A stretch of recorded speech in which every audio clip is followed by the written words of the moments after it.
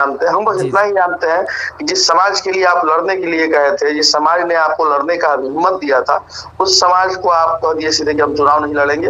ये कहा जाता है कि जब सीढ़ी बनाने के लिए इतना मजदूर मेहनत किया जी जी और आसमान में बैठने वाले परिंदे से आपकी यारी हो जाए जी और सीढ़ी वाले से कोई मतलब ना रहे, तो फिर क्या फायदा। जी और हम लोग वो अभागे मित्र हैं, जी जी तो हर चीज को भाई उन्होंने मेहनत किया है, कड़ी धूप को छाया समझा है जी जी। और खड़े रहे हैं। नमस्कार, एक बार फिर से स्वागत है। और आप लोग को पता है कि सन ऑफ बिहार के नाम से जाने जाने वाले मनीष कश्यप जो है अब कहीं ना कहीं जो है राजनीति का दामन थाम लिए हैं और अब जो है बिहार के तमाम उन लोगों को सोशल मीडिया पर लगातार लोग जो है उनके प्रति अपना भड़ास निकाल रहे हैं और उनको ना जाने क्या क्या लोग बोल रहे हैं। सन ऑफ सिहार, तो सन ऑफ ठग, तो सन ऑफ जो है विश्वासघात, ऐसी तमाम सारी जो है बातों का जिक्र करके लोग उनके जो है विपक्ष में कह रहे हैं। और लोग कह रहे हैं कि कहीं ना कहीं जो है यह एक मनीष कश्यप ने जो बिहार के उज्जवल भविष्य और बिहार को एक नई राजनीति की रास्ता दिखाने की बात किया करते थे, वो सारा धारा का धारा ही रह गया। और उनके बहुत ही खास समर्थक भी जो है उनसे नाराज हैं, उनके बहुत खास दोस्त भी नाराज हैं, जो कह रहे हैं कि मनीष कश्यप जो है एक बार फिर सभी दोस्तों को ठगने की कोशिश किए हैं। अगर उनको बीजेपी में जाना ही था तो चुनावी प्रचार के लिए इतनी बड़ी रणनीति बेतिया में यानी कि पश्चिमी चंपारण संसदीय क्षेत्र में नहीं बननी चाहिए, या फिर उनको संसद की चुनाव लड़ने से पहले ही बीजेपी में शामिल हो जाना चाहिए।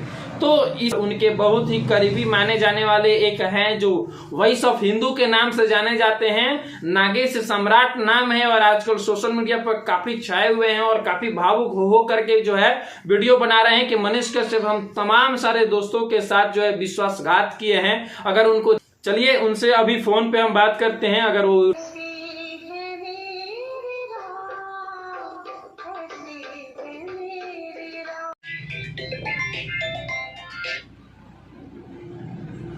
जय श्री राम भैया। क्या बात है, बात में कुछ रखा है, आपको रखता है? नहीं रखा है भैया, लेकिन आप लोग जो है काफी सपोर्टेड थे मनीष कश्यप के प्रति जो है, और अचानक इस तरह से जो है करना, क्या कुछ कहिएगा? जो ये स्वार्थ में किया गया हो, जो अपने हित के लिए केवल किया गया हो, वो उसका निर्णय हो सकता है, समाज का निर्णय ये नहीं था जी।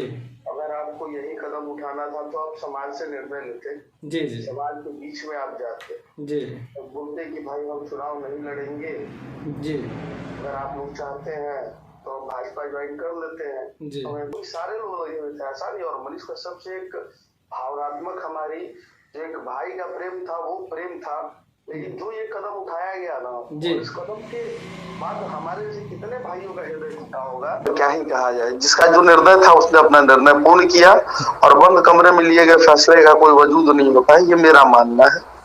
मनीष कश्यप को जो है बहुत सारे समर्थक जो है भैया आरोप लगा रहे हैं कि कुछ रुपये में डील हुआ तो एमएलसी का टिकट मिलने वाला भाई है। हम रुपए की बात नहीं जानते, हम बस इतना ही जानते हैं कि जिस समाज के लिए आप लड़ने के लिए गए थे, जिस समाज ने आपको लड़ने का हिम्मत दिया था, उस समाज को आप कह दिए सीधे कि हम चुनाव नहीं लड़ेंगे। मेरे लिए यही बहुत बड़ा मतलब ठेस वाला विषय है कि हम सभी को इस चीज से दुखी ज्यादा है, और क्या लिया क्या दिया ये सब में हम विश्वास नहीं रखते हैं। अच्छा भैया, क्या है आप लोग आगे चल के मनीष कश्यप के पुनः एक बार सपोर्ट करेंगे? हमसे नहीं हो पाएगा भाई। अच्छा, आपसे नहीं हो पाएगा?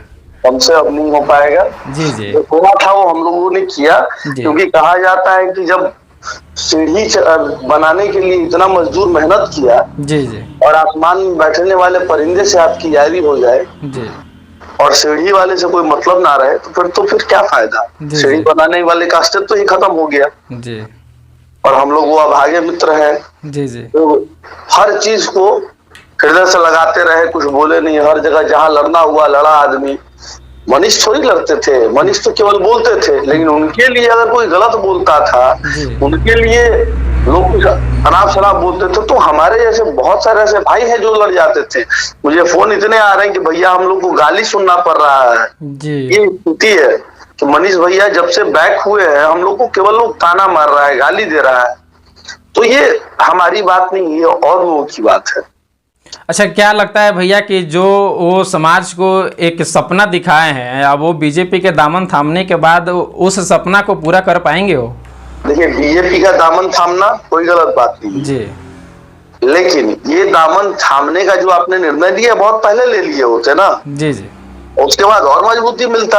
आज वो कह रहे हैं कि मनोज तिवारी जी ने उनको सब चीज किया, तो मनोज तिवारी जब घर आए थे उनके, जी जी, उस समय क्यों नहीं वो ऐलान किया कि मनीष कश्यप जी हम आपको भाजपा में एमएलसी बनवाएंगे, आपको टिकट दिलवाएंगे, और इतने ही आपके हितैषी थे तो आप निर्दलीय चुनाव लड़ रहे थे। जी जी, आपको टिकट दिलवा देते वो सांसद का। जी जी, तब होता कि हाँ भाई चलो भाई मित्रता होती है, मर्द वाली बात हुई, मनोज तिवारी ने ऐसा किया। लेकिन मनोज तिवारी ने तो आपका पैर खींच दिया यहाँ। जी जी, ताकि बहुत सारे लोग जो है कमेंट्स में उनके समर्थक जो हैं काफी नाराज हैं। चलिए, आप नाराज होंगे, क्यों नहीं नाराज होंगे भाई, उन्होंने मेहनत किया है, कड़ी धूप को छाया समझा है। जी जी, और खड़े रहे हैं। उनका मतलब मनीष कश्यप कोई पैसा नहीं देते थे किसी को अपने पीछे चलने के लिए। मनीष कश्यप के लिए लोग जान गुजर के चले कि चलो भाई बदलाव का एक नया मोड़ लगता है आया है, बिहार में बदलाव की दृष्टिकोण आई है। लेकिन मनीष भाई तो खुद बदल गए ना। बहुत बहुत धन्यवाद आपका जुड़ने के लिए। एक बात तो दोस्तों, फाइनली जो है हम वॉइस ऑफ हिंदू के नाम से जाने जाने वाले नागेश सम्राट से हमारी बातचीत हुई है, और बातचीत के दौरान जो है वो काफ़ी भावुक और मनीष कश्यप को जो है लेकर के वो काफ़ी सारे बातें किए। उन्होंने कहा ये भी कि मनीष कश्यप कोई ये थोड़ी थे, वो केवल सामने से बोलते थे, सपोर्ट तो हम तमाम दोस्त कर रहे थे, लेकिन वो जिस प्रकार से हम सभी के साथ धोखाधड़ी किए हैं, यह जो है हम सभी के लिए जो है काफ़ी दुख की बात है। तो आप सबों को जो है हमारे और नागेश सम्राट भाई के बीच की वार्तालाप कैसा लगा, आप लोग कमेंट में जरूर बताइएगा।